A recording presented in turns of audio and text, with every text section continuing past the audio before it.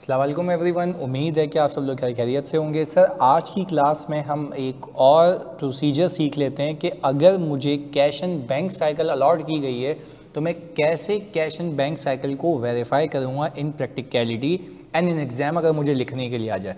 तो उसके लिए अगेन हम एक वो फ्रेमवर्क डेवलप करेंगे, एक वो समा डेवलप करेंगे जो प्रैक्टिकल लाइफ में आपको मिलता है। तो अकॉर्डिंगली आप जब ऑडिट करने जाएंगे भी या सवाल आ जाए तो you will be able to solve that question very easily. सही जी, बिस्मिल्लाह करते हैं। मैंने कहा था सबसे पहले कैश एंड बैंक साइकिल की हम यहाँ पे हेडिंग प्लेस कर लेते हैं और यहाँ पे एक फ्रेमवर्क बनाते हैं। मैंने कहा जब आप किसी कंपनी में जाते हैं, सही जी, तो आपके पास यहाँ लिखा हुआ होता है कैश एंड बैंक। अच्छा, फिर यहाँ पे आ रहा होता है उसके नोट का रेफरेंस, और लेट से मैं कह रहा हूँ ये नोट नंबर 12 है।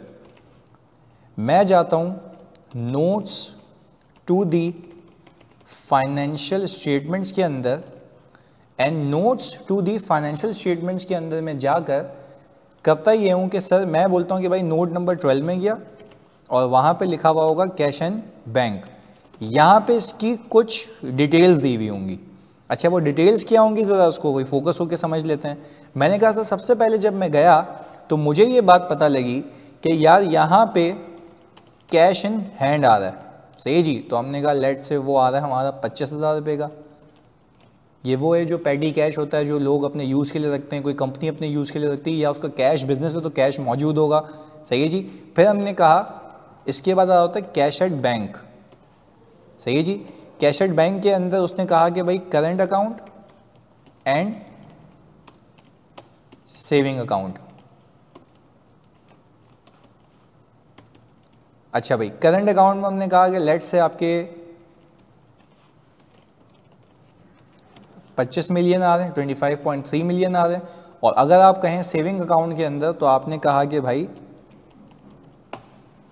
आपके ये पैसे आ रहे हैं। सही है जी। तो हमारे पास कुल मिला के जो टोटल आ रहा है, पहले तो हम करते हैं बैंक का टोटल और फिर यहाँ पे आ रहा होता है हमारे पास ये टोटल। सही है जी। अच्छा, हम अगर फाइनेंशियल स्टेटमेंट्स में जाएंगे और अपनी बैलेंस शीट में जाएंगे तो बैलेंस शीट में हमें कुछ ये फिगर मिल रही होगी, यानी 55801000 की। ये बता रहा है कि इस इदारे के पास एजेड के ऊपर, अगर मैं कहूँ ये 2022 है, सही जी, तो इस कंपनी के पास एजेड के ऊपर कोई 55 मिलियन का कैश एंड बैंक का बैलेंस मौजूद है जो कि आपको वेरीफाई करना है। बात क्लियर है? तो इसके लिए मुझे ये जानना होगा कि भाई सबसे पहले तो हम अगर कैश की बात करें तो ये किन किन लोकेशंस पे मौजूद है, पहली चीज़ मुझे ये जाननी होगी। और अगर करंट अकाउंट और सेविंग अकाउंट की बात करूं तो देयर इज़ अ पॉसिबिलिटी कि दिस में पर्टेन्स टू 3 अकाउंट्स, और हम इसको बात करें तो दिस में पर्टेन्स टू 5 अकाउंट्स, या चलो उसको 2 अकाउंट्स कर लेते हैं टू मेक इट सिंपल। सही है जी। हमने कहा सर ये हिसाब किताब है, तो सबसे पहले मैं क्लाइंट के पास जाऊंगा, मैं कहूंगा obtain details of bank account from the client.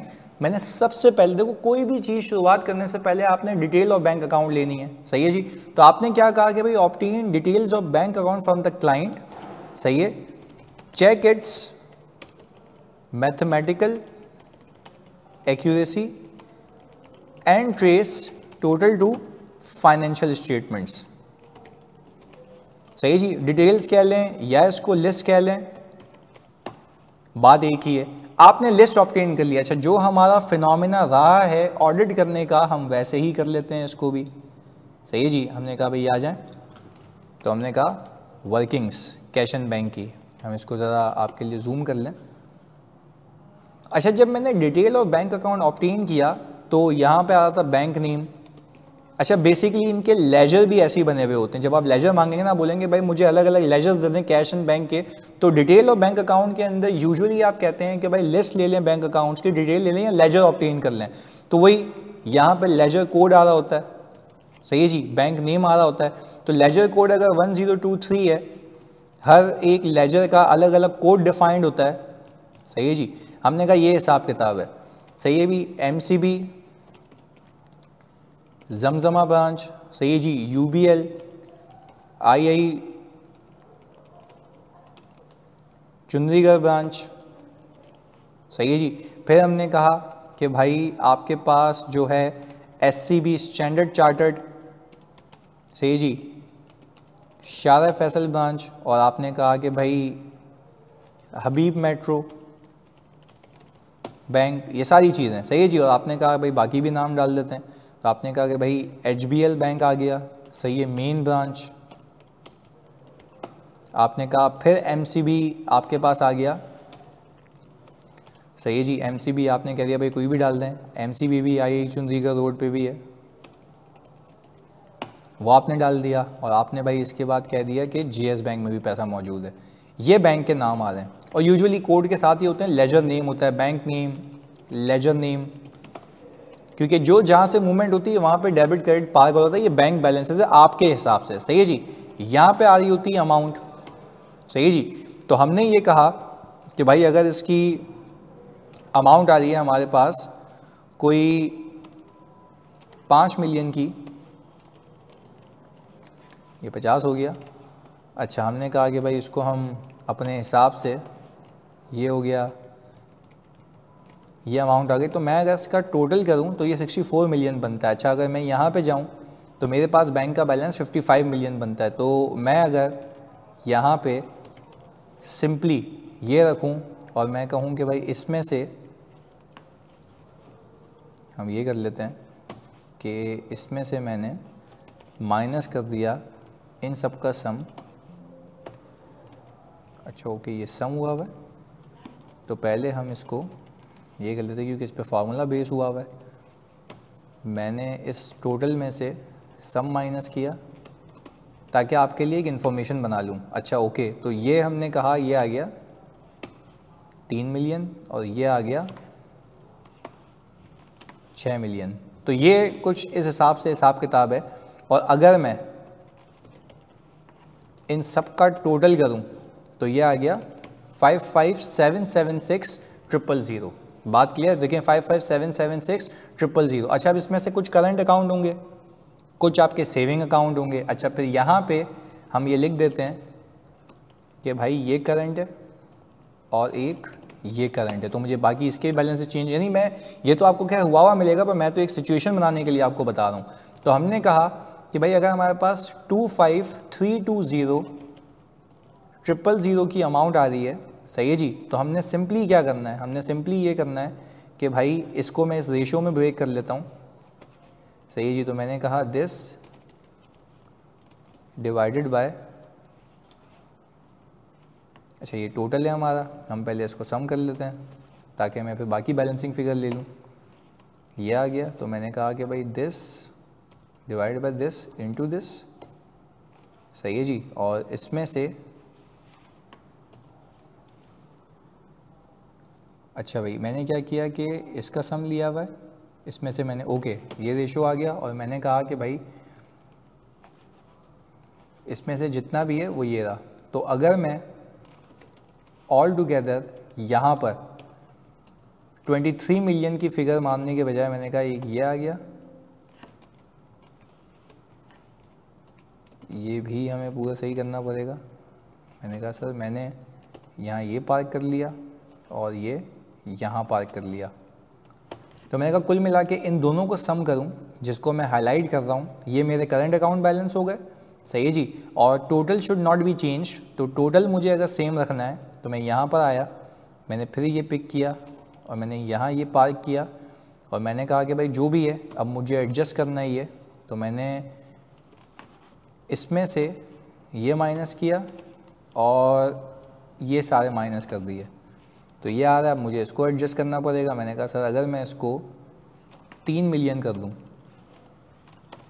तो ये एडजस्ट हो गया, यानी अब कुल मिला के आपका बैलेंस मैच हो गया, सही है जी। आपका हो गया 55776000, ये आ गया, जिसमें करंट भी मैच है, और जिसको मैं ग्रीन से हाईलाइट कर रहा हूँ वो आपके पास टेक्निकली ये ज़्यादा ग्रीन हो गया है। मैं यहाँ पर आ गया और मैंने कहा ये हिसाब किताब है, तो ये हो गया, ये हो गया, ये हो गया। तो अगर मैं इन ग्रीन वालों को मैच करूं तो ये 30456 बनता है, जो एग्जैक्टली इससे मैच करता है, सही है जी। ये हिसाब किताब हुआ हुआ है एज ऑफ नाउ, सही है जी। मैं देख लूँ किसी का लिंक नहीं लगा हुआ हो तो मैंने इसको हटा दिया। खैर ये हिसाब किताब आपको गिवन होगा। तो आपने क्या किया, सबसे पहले ऑब्टेन डिटेल ले ली, सही है जी, लिस्ट ऑफ बैंक अकाउंट्स ले लिया फ्रॉम द क्लाइंट, चेक की मैथमेटिकल एक्यूरेसी एंड ट्रेस किया टोटल टू एफएस, करंट का करंट से किया, सही है जी, और आपका जो सेविंग अकाउंट है सेविंग अकाउंट से कर लिया। ये आपका एक कंप्लीटनेस का प्रोसीजर हो गया कि ऐसा तो नहीं है कि भाई जो चीज़ मेरे लेजर के अंदर आ रही हो वो ट्रायल बैलेंस में होके मेरे फाइनेंशियल स्टेटमेंट्स में आके गिरी ना हो। ये बात हो गई पहली चीज़ ये हो गई। अच्छा ये तो हो गया आपका कंप्लीटनेस का procedure over the bank accounts. अब हम कैश की बात कर लेते हैं, बहुत सुकून से समझिएगा, कैश की बात कर लेते हैं। अच्छा तो जब आप कैश की बात करते हैं तो आपके पास एक लेट से 1 2 3 4 का एक लेजर आ रहा है, उस लेजर में आपने कहा कैश इन हैंड आ रहा है, सही है जी। तो अब लेट से मैं कह रहा हूँ वो तो है ही सिंपल 25,000, तो ये भी आपने यहीं से ट्रेस कर लिया और मल्टीपल लोकेशंस पे होगा तो उन सबका सम 25,000 होगा। ये तो बात हो गई आपकी किसकी, इस चीज़ की कि भाई आपने कंप्लीटनेस को इंश्योर कर लिया है यहाँ पे, पहली चीज़ क्लियर। अच्छा फिर दूसरी चीज़ आप इंस्पेक्ट करते हैं, सही है जी, minutes of the meeting of board of directors to check whether there is any approval for opening a new bank account।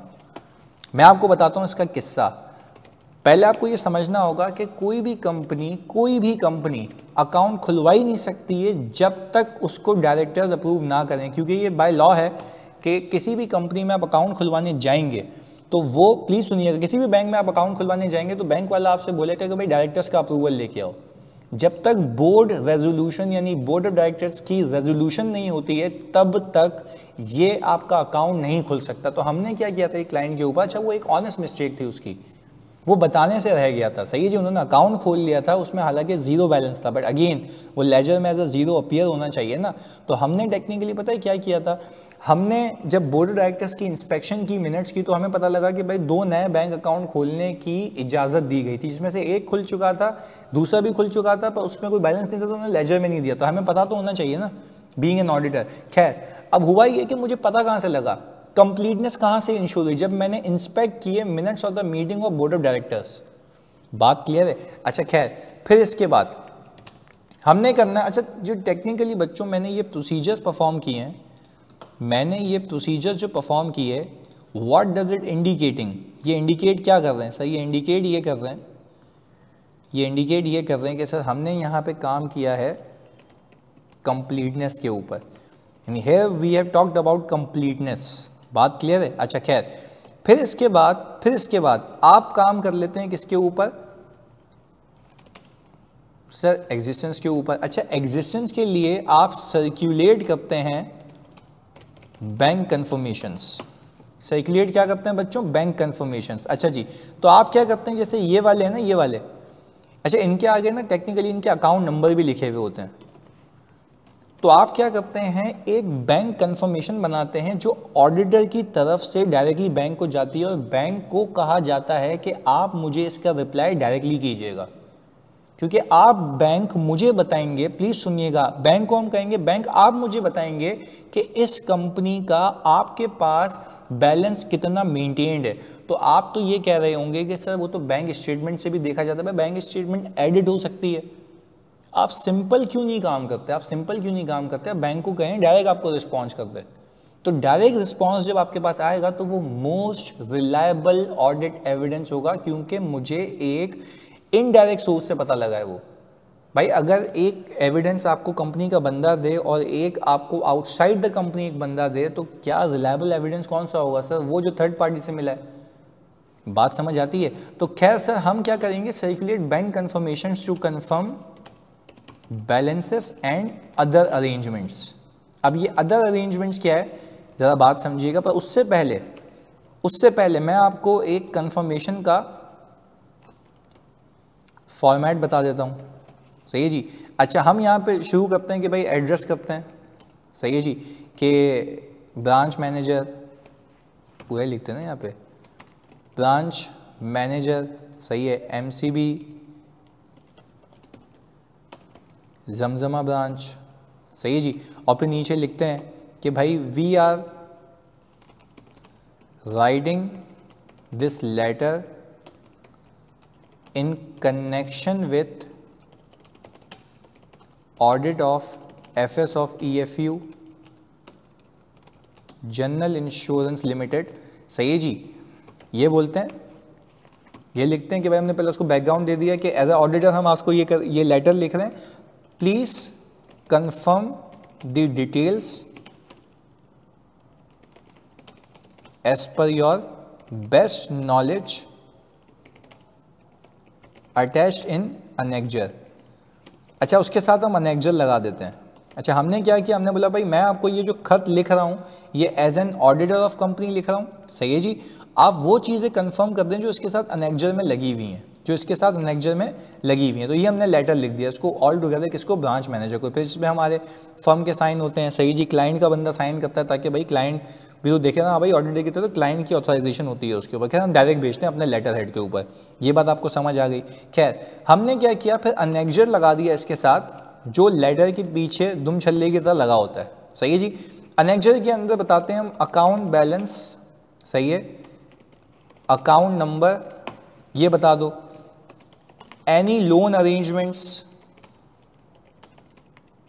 If there is any. हम बोलते हैं कि भाई अगर किसने लोन लिया हुआ वो भी बता दे, हो सकता है क्लाइंट ने नहीं बताया हुआ हो, तो इससे भी टेक्निकली आपकी कंप्लीटनेस यहाँ से भी इंश्योर होती है। एक प्रोसीजर परफॉर्म करने से आपका एग्जिस्टेंस का, देखो एग्जिस्टेंस का मतलब क्या है, ऐसा तो नहीं क्लाइंट मुझे बिला वजह कह रहा है कि मेरे पास इतना पैसा अवेलेबल है, हो सकता है ना हो, एग्जिस्ट ना करता हो, चोरी हो गया हो, तो इसके लिए हम बैंक से कंफर्मेशन सर्कुलेट करते हैं। तो आई होप आपको एक व्यू आ रहा होगा। अच्छा खैर, एनी लोन अरेंजमेंट्स, तो ये पहला पॉइंट हो गया। सही है जी। फिर ये दूसरा पॉइंट हो गया। अच्छा, एनी लोन अरेंजमेंट्स के अंदर वो हमें बता देता है। सही है जी। फिर एनी रनिंग फाइनेंस फैसिलिटी हम उससे पूछ लेते हैं। और फिर चौथी चीज़ हम उससे पूछते हैं कि भाई चलो रनिंग फाइनेंस वगैरह, any guarantees given by the company. अच्छा भाई कोई गारंटी दी हुई है तो वो बता दो। अच्छा, गारंटी इसलिए बताते हैं क्योंकि हम डिस्क्लोज करते हैं। सही है जी। अच्छा देखो, जब गारंटी होती है ना तो बैंक गारंटी का पैसा होता है वो पैसा फ्रीज होता है। सही है जी। तो टेक्निकली उस पर एक चार्ज क्रिएट हुआ होता है, एक लीन क्रिएट हुआ होता है। चार्ज क्रिएट हुआ होता है तो वो पैसा उस हद तक आप यूज़ नहीं कर सकते। तो ये आपकी प्रेजेंटेशन और डिस्क्लोजर की असर्शन को वेरीफाई करने में हेल्प करेगा, क्योंकि आपने फाइनेंशियल स्टेटमेंट्स में लिखना होता है। आपने क्या, मैनेजमेंट ने लिखना होता है, तो आप तो ऑडिटर हैं, तो आप बोलते हैं कि भाई अब ये लिखते क्यों नहीं है कि आपका इतना पैसा, आपका उस पर चार्ज क्रिएट हुआ हुआ है, आपने बैंक गारंटी दी हुई है। अच्छा, गारंटीज कब देते हैं, जब फॉर एग्जांपल आप कोई माल परचेज कर रहे होते हैं तो सामने वाला बंदा आपको कहता है, अगर बाहर वाला बंदा है बोलता है भाई बैंक से गारंटी लेके तो तुम पे कर दोगे, हालांकि पैसा मौजूद है, पर बैंक गारंटी देता है तो बैंक उसकी फीस ले रहा होता है, तो उसके चार्जेस वगैरह होते हैं, वो सारी चीज़ें। खैर ये सारी चीज़ें हम कंफर्म कर रहे होते हैं वाया कंफर्मेशन। क्लियर है। अच्छा खैर ये बात हो गई। फिर हम चौथी बात पे आते हैं। सही, चौथा प्रोसीजर, फिर हम परफॉर्म करते हैं cash count as at year end. जैसे आप इन्वेंट्री काउंट करने जाते हैं ना, वैसे आप कैश काउंट करके आते हैं और कैश काउंट की एक शीट बनती है। कैश काउंट की शीट के अंदर आप लिखते हैं, उसमें लिखने का तरीका होता है, बात समझिएगा। कैश काउंट परफॉर्म करने की शीट होती है जिसके अंदर आपका आता है कि टाइप ऑफ नोट। अच्छा, टाइप ऑफ नोट का मतलब यह है कि कितने रुपए का नोट था। सही है। 500 डिनोमिनेशन। सही जी। रुपीस 10 डिनोमिनेशन, 10 वाले नोट कितने थे। सही जी। रुपीस 500 डिनोमिनेशन कितनी थी। सही जी। और रुपीस 100 डिनोमिनेशन कितनी थी। सही जी। ये सारी चीज़ें आ रही होती हैं, ये फर्म का स्टैंडर्ड फॉर्मेट होता है। यहाँ पे आ रही होती है क्वांटिटी। सही जी। यहाँ पे आ रही होती है क्या, क्वांटिटी, कि भाई 500 के इतने थे, इसके इतने थे, इसके इतने थे। अच्छा, जब यहाँ पे आता तो यहाँ पे आता है टोटल। अच्छा, ये हमारी एग्जाम्पल में कुल मिला के 25,000 के इक्वल होगा। ऐसा ही है। तो अगर मैं कहूँ कि 500 के मेरे पास कोई 5 नोट थे, या हम 5 कहते हैं, तो हमने कहा 500 इंटू 5 आ गया ये 2500। सही है जी। अच्छा, इसको हम बढ़ा देते हैं थोड़ा सा। हमने कहा भाई हम 500 के नोट्स को 20 कर लेते हैं, तो ये हो गया 10,000। अच्छा, मैंने कहा 100 नोट, अच्छा 500 वाले बढ़ा ही देते हैं फिर जब कर ही रहे हैं, तो मैंने कहा सर ये 45 कर लें। सही जी। हमने कहा कि भाई 100 वाले नोट हमारे पास थे 10, तो ये 1000 हो गया। बैलेंसिंग फिगर आप ये मार दें समझने के लिए। सही जी, 1500 हो गया। तो अगर मैं यहाँ पे इसको 10 से डिवाइड कर लूँ तो ये 150 नोट होंगे हमारे पास। सही है जी, क्वांटिटी। तो खैर समझने की बात यह है बच्चों कि हम जो है ना जब काउंट करने जाते हैं तो फिर यहाँ पे क्या होता है कि ऑडिटर, रिप्रेजेंटेटिव, सिग्नेचर, ये मैं आपको पूरा प्रैक्टिकलिटी से ऑडिट बता रहा हूँ जो हो रहा होता है, ताकि आप जब जाएंगे तो इंशाल्लाह आप बोलेंगे यार वाकई मुझे आता है। सही है जी। और कंपनीज, रिप्रेजेंटेटिव, सिग्नेचर। सही जी। तो ये हिसाब किताब हुआ होता है। तो यहाँ पे दोनों साइन करते हैं, ये शीट लॉक हो जाती है। अच्छा, जब आप फिर ऑडिट करने जाते हैं ईयर एंड के बाद तो आप बोलते हैं कि यार सही है भाई, दोनों के साइन हुए हुए हैं, 25,000 का कैश में काउंट करके आया था, एजेड पे मुझे यहाँ पे दिख भी कितना रहा है सर, 25,000 रुपये। तो ये आपकी वेरिफिकेशन हो गई, इससे वैल्यूएशन भी वेरीफाई हो गई। आप खुद देखें इससे ज़्यादा क्या हो सकता है। खैर, और जब फॉरेन डिनोमिनेशंस होती हैं, तो यहाँ पे नीचे अलग से एक हेड आ रहा होता है हमारी शीट में, जो प्री डिफाइंड फॉर्मेट होता है फॉरेन करेंसी। तो अगर डॉलर पड़े में तो यहाँ पे डॉलर की वही क्वांटिटी कितने का डॉलर था, फिर उसको मल्टीप्लाई करके आप चेक करते हैं कि क्या कोई एक्सचेंज गेन लॉस वगैरह आ रहा है या नहीं आ रहा, वो सारी चीज़ें। पर एजेड की वेरिफिकेशन हो जाती है अलॉन्ग विद द वैल्यूएशन। बात क्लियर है। अच्छा खैर, ये बात तो हो गई यहाँ तक तय, सही है जी। अब हम काम कर लेते हैं सर, ये तो हो गया। खैर अभी जो मैंने प्रोसीजर परफॉर्म किए वो किस पे किए, एग्जिस्टेंस पे, और टू सम एक्सटेंड वैल्यूएशन भी वेरीफाई हो रही है। बात क्लियर है। अच्छा खैर, अब जब हम देखते हैं कि हमने कन्फर्मेशंस को डिस्पैच कर दिया तो आप एक और प्रोसीजर परफॉर्म करते हैं, कट ऑफ प्रोसीजर। ये टेक्निकली वैल्यूएशन के लिए भी यूज़ करता हूँ मैं।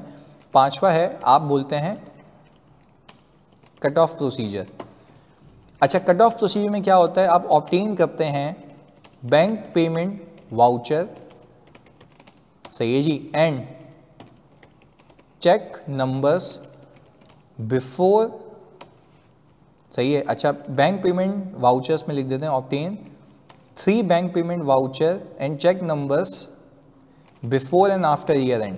यानी आप कहते हैं कि भाई अगर जब भी पेमेंट होती है तो मैंने आपको इंटरनल कंट्रोल में सिखाया कि बैंक पेमेंट वाउचर बनता है जिसके बिहाफ पे एंट्री होती है, जिसके बेसिस पे एंट्री होती है कि ये पैसे इस मद में जा रहे हैं, तो वो अप्रूव नहीं होता तब तक वो सिस्टम में एंट्री नहीं जाती है। क्योंकि सीएफओ के पास कोई बंदा अगर पेमेंट के लिए साइन कराने के लिए लेके जाएगा तो बोलेगा वाउचर दिखाओ, वो वाउचर में डेबिट क्रेडिट बना हुआ होता है, पर्पस लिखा हुआ होता है, नरेशन लिखी हुई होती है, तो वो साइन करता है।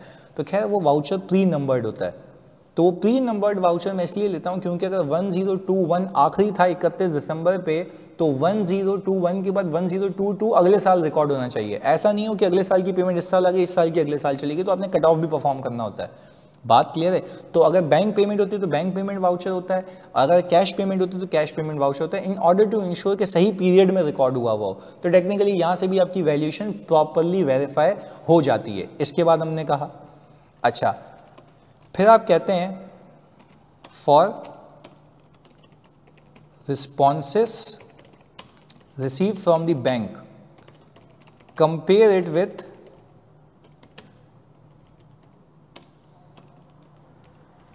Bank balance appearing in ledger. ये क्या बात हुई सर? अच्छा बात समझिएगा। अब हमने क्या किया, अब हमने जो कंफर्मेशन भेजी थी उसका आ चुका है रिस्पॉन्स, सही जी, उसका आ चुका है रिस्पॉन्स। अच्छा रिस्पॉन्स में इन ही बैंक्स ने मुझे कंफर्म किया होगा, सही है जी। तो मैं क्या करता हूँ, यहाँ से उठाता हूँ, सही जी, लेट से मैं यहाँ से खाली ये उठा लेता हूँ, हबीब मेट्रो और ये, सही जी। हमने कहा ये हिसाब किताब हो गया। तो अगर मैं इसको तो यहाँ ले आऊँ तो मैंने कहा सर मेरे पास हबीब मेट्रो आ गया और एचबीएल मेन ब्रांच आ गई। तो हमने कहा ये आ रहा है बैलेंस एज पर लेजर। अच्छा भाई, इसके बाद मैंने ये कहा कि सर अगर ये बैलेंस एज पर लेजर आ रहा है तो इसके बाद अगर मैं देखूं तो ये आ गया बैलेंस एज पर कंफर्मेशन। अच्छा technically balance as per confirmation और balance as per bank statement usually same होना चाहिए ना, क्योंकि वो भाई बैंक स्टेटमेंट बैंक से निकाल देते हैं, अदरवाइज वो आपको पता होगा वो टेम्पर्ड होगी तो फ्रॉड रिस्क फैक्टर आएगा, वो सारी चीज़ें। खैर balance as per bank confirmation आपको मिला, सही है जी, वो आपको मिल गया कोई 8.2 मिलियन का, सही है जी, और यहाँ पे आपको मिल गया 3.3 मिलियन का। तो इसका मतलब ये फ्रॉड नहीं भाई, इसका मतलब फ्रॉड नहीं है, ये जो डिफरेंसेस हैं, सही है जी, ये जो डिफरेंसेस हैं आपके, सही जी, ये डिफरेंस क्यों आते हैं ज़रा इस पे तबसरा कर लेते हैं। सही जी, इसका और इसका डिफरेंस आ गया। तो मैंने ऊपर क्या लिखा हुआ है, for responses receive from the bank compare it with the bank balance appearing in the ledger. मैंने क्या किया, कंपेयर किया। ये आपका ऑडिट प्रोसीजर है। अच्छा अब आगे देखते हैं। सर ये जो आपने कंपेयर किया है ना बच्चों, ये जो आपने कंपेयर किया है तो टेक्निकली आपको एक डिफरेंस मिल गया। अच्छा अगर मेरा बैलेंस एज पर लेजर यहाँ ज़्यादा आ रहा है वहाँ पे कम आ रहा है, तो दैट मीन्स कि दिस इंडिकेट्स कि यहाँ पे अनप्रेजेंटेड चेक्स होंगे। क्या होंगे भाई, अनप्रेजेंटेड चेक्स। और यहाँ पे क्या होगा, अनक्लियर्ड। अब आप मैनेजमेंट को कहेंगे कि भाई प्लीज़ खुदा के वास्ते आप मुझे प्रोवाइड कर दें, तो मैं ऑब्टेन करूँगा, obtain bank reconciliation statements prepared by management. Sir ये क्या मतलब भाई, ये इसलिए मतलब कि हर बैंक की बैंक रिकन्सिलिएशन स्टेटमेंट बनती है, क्योंकि आप तो ऑडिटर हैं, आपको तो ये लेजर का बैलेंस वेरीफाई करना है। बैंक तो कह रहा है मेरे पास पैसे कम है, तो ये तो फ्रॉड तो नहीं है भाई। नहीं, फ्रॉड नहीं है। टेक्निकली हुआ ये होगा कि बैंक के पास हमने किसी को लेट से पेमेंट कर दी, सही है जी। जब किसी को पेमेंट कर दी तो एंट्री क्या बनाई होगी भाई, पेमेंट करके हमने एंट्री बनाई होगी बैंक क्रेडिट। मैंने तो बैंक क्रेडिट कर दिया होगा। और मैंने डेबिट क्या किया होगा, सर मैंने डेबिट किया होगा, इसको इधर ले आते हैं। मैंने सर बैंक को क्रेडिट किया होगा और मैंने डेबिट कर दिया होगा ट्रेड पेएबल। सही जी, मैंने अपनी लाइबिलिटी सेटल कर दी है। कितने से, मैंने कहा भाई ये आ जाओ यहाँ पे, ये रहा इतनी अमाउंट से, मैंने ये एंट्री बना दी होगी। अच्छा तो क्या मैं वेट करूँगा कि भाई जब तक वो बैंक से क्लियर नहीं है भाई, तो मुझे तो ये वेरीफाई करना है क्या ये प्रॉपरली वैल्यू हुआ भाई ये अकाउंट। तो इसको वेरीफाई करने के लिए आपने बैंक रिकन्सिलिएशन लेनी है। अच्छा बैंक रिकन्सिलिएशन में आपके पास balance as per bank book आ रहा होगा, सही है जी, balance as per bank book आ रहा होगा, या हम यूँ कर लेते हैं बैलेंस एज पर लेजर। अच्छा बैलेंस एज पर लेजर आ रहा है आपका ये, सही है, और आ रहा है balance as per bank statement, सही है जी, वो आ रहा है ये। तो आपके पास यहाँ पे लेस हुआ होगा अनप्रेजेंटेड चेक, सही है जी, कितने का, ये वाला। तो ये आपको यहाँ से पकड़ में आ जाएगा। अच्छा देखो ये तो क्लाइंट की बनाई हुई है ना, ये तो क्लाइंट की बनाई हुई है। अच्छा वैसा ये तो 440 का मैंने एक ही अज्यूम किया है ना, ऐसे हो सकता है कि 220 का और 240 का ऐसा अलग अलग होता है। यानी मैं कहता 2 लाख का एक है, 240 का एक है, तो कितने अनप्रेजेंटेड चेक्स होते हैं, दो। यानी मैंने सामने वाले को पेमेंट कर दिया, अब उसने नहीं विड्रॉ किए पैसे, या उसने विड्रॉल में डाले हुए, तो क्लियरिंग में टाइम लगेगा, 2 दिन लगेंगे, 1 दिन लगेगा। मेरे बैंक से तो नहीं गए ना, पर मेरे पास मेरी कंपनी से तो चले गए ना। तो आपने ये वेरीफाई करना है कि ये पेमेंट सही है या नहीं है। ऐसा तो नहीं है बिला वजह बैलेंस अंडरस्टेट हुआ हुआ है, वो प्रॉपर्ली वैल्यू नहीं हुआ हुआ। तो आप क्या करते हैं कि जब आपने बैंक रिकन्सिलिएशन स्टेटमेंट ले ली, तो बैंक रिकन्सिलिएशन स्टेटमेंट लेने के बाद आप टेक्निकली चेक करते हैं mathematical accuracy of the reconciling items. Sir reconciling item मतलब अनप्रेजेंटेड अनक्लियर्ड, यानी ऐसा भी हो सकता है कि एक ही बैंक के अंदर अनप्रेजेंटेड भी हो अनक्लियर्ड भी हो, ऐसा ही है ना। तो यहाँ पे तो सिर्फ अनप्रेजेंटेड मैंने एक ही रखा हुआ है, ज़्यादा भी हो सकते हैं, तो समझाने की बात है। तो आपने क्या कहा कि पहले तो आपने ये चेक कर लिया। ऐसा तो नहीं है कि बैंक रिकन्सिलिएशन में भंड मारा हुआ तो वो एक फ्रॉड रिस्क फैक्टर है, क्योंकि अनरिकनसाइल्ड बैलेंस का पैसा कहाँ गया, तो वो भी ये कहते हैं। मैंने फ्रॉड के सवाल में कराया था, आपको याद होगा, क्लैरिटी है। तो फ्रॉड के सवाल में मैंने आपको क्या कराया था, आपको याद होगा, मैंने कहा था कि भाई पेमेंट हुई हुई है, सही है जी, और जिसकी कोई सपोर्टिंग एविडेंसेस नहीं है ना, रिकन्सिलिएशन मौजूद है, तो फिर वो यहाँ से पकड़ा जाता है। ये एक बेहतरीन कंट्रोल है टू आइडेंटिफाई फ्रॉड, कि भाई पैसा अगर गया तो कहाँ गया, तो उसकी जस्टिफिकेशन होनी चाहिए क्यों कैश एंड बैंक और बैंक स्टेटमेंट का बैलेंस मैच नहीं हो रहा।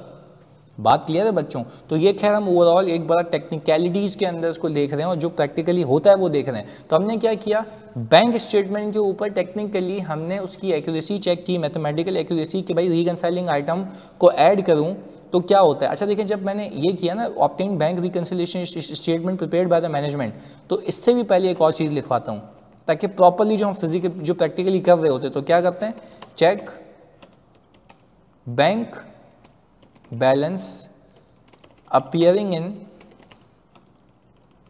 bank statement from appearing in reconciliation statement from confirmation and bank statement. यानी आप ये तो देखें, ऐसा तो नहीं है कि आप ही को उसने डीप दिया, यानी आपको बैंक रिकन्सिलिएशन ऐसी दी जिसमें ये bank balance as per bank statement है यही गलत लिखा हुआ है, तो वो तो मैच कर ही रहा होगा ना। आप अपनी कंफर्मेशन उठा के देखें यहाँ पे बैलेंस सही लिखा हुआ है नहीं लिखा हुआ, तो आपने इसकी एक्यूरेसी भी देखनी है। और इसके बाद क्या काम करेंगे आप, नवा बोलेंगे check bank balance appearing in reconciliation statement. अच्छा, बैंक बैलेंस की बजाय मैं यहाँ पे लिख रहा हूँ check ledger balance appearing in reconciliation statement from the ledger. ऐसा तो नहीं है लेजर में कुछ और आ रहा है, उसने बैंक रिकन्सिलिएशन किसी और बैलेंस पर बनाया, तो मैच ही होगी ना, उसने बिठा दिया होगा ऊपर, तो उस चीज़ को ज़रा केटर कर लेना। अच्छा, टेक्निकली अभी मैं प्रोसीजर परफॉर्म कर रहा हूँ कैश एंड बैंक के ऊपर, पर अगर मैं ऑल टुगेदर बात करूँ, मैं वैल्यूएशन को वेरीफाई कर रहा हूँ और मैं बैंक रिकन्सिलिएशन पे काम कर रहा हूँ कि क्या ये सही बनी हुई है नहीं बनी हुई, क्योंकि मुझे तो भाई सबूत चाहिए कि मेरा जो बैंक का बैलेंस मेरे लेजर में आ रहा है वो सही है या नहीं है, तो रिकन्सिलिएशन भी सही बनी होगी तो ही सही आ रहा होगा ना। तो ये ऑल टुगेदर तरीके हैं। खैर, इसके बाद मैंने बच्चों ये किया कि 10वीं चीज़ के अंदर मैंने कहा कि भाई सही है, ऊपर वाली ये वाले बैलेंस चलिए सही है, ये मैंने क्या किया यहाँ पे लिख देता हूँ वेरीफाइड फ्रॉम लेजर। इसका मैंने क्या किया वेरीफाइड फ्रॉम बैंक स्टेटमेंट। आपने बोला चलो भाई सही, अब मुझे पकड़ना है किसको, डिफरेंस को। फिर मैंने क्या किया, डिफरेंस को भी मैंने मैथमेटिकल एक्यूरेसी चेक की रिकंसाइलिंग आइटम की। फिर select a sample of reconciling items and check subsequent clearance. यानी अगर आपने कहा कि भाई 50 आइटम आ रहे थे रिकंसाइलिंग के, पेमेंट गई है आई है, जिसकी वजह से जो आई है वो क्लियर नहीं हुई मेरे पास, जो पे हुई है वो प्रेजेंट नहीं हुई, तो आपने क्या करना है कि आप बोलेंगे, देखो कैसे, ये भी लिख रहा हूँ, select a sample of reconciling items and check subsequent clearance by obtaining subsequent bank statement. सही है जी, और मैं ब्रैकेट में लिखता हूँ I bank statements of January February March, जब तक आप हैं।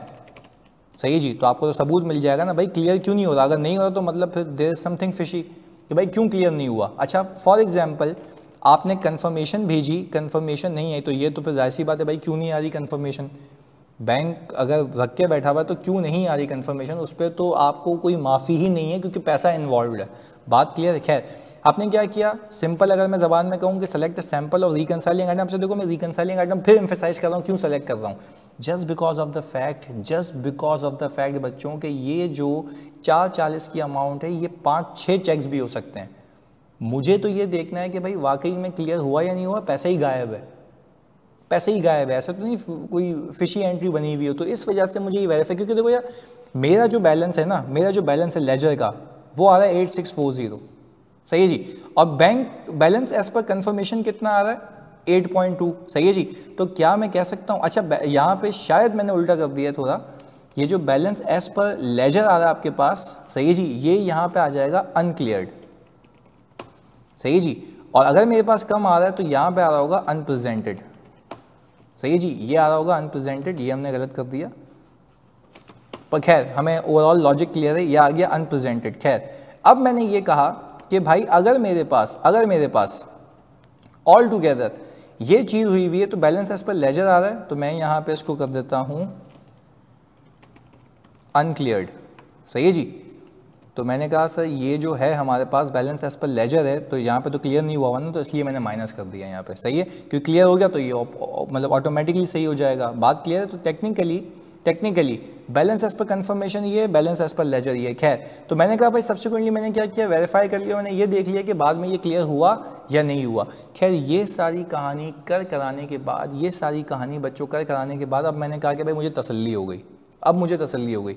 आप क्या कर सकते हैं, सही जी, जो अब ये सब्सिक्वेंट आप आइटम आपने टेस्ट कर लिए, अब आप आखिरी चीज़ करेंगे, ऐसे क्योंकि आपकी एग्जिस्टेंस और आपका राइट भी वेरीफाई हो गया, अकाउंट टाइटल डीड्स वगैरह आपने देख लिए क्योंकि आप ही के नाम पे अकाउंट है। खैर, आखिरी में check presentation and disclosures have been made in accordance with IFRS. Make sure that overdraft is not netted against the positive cash balance.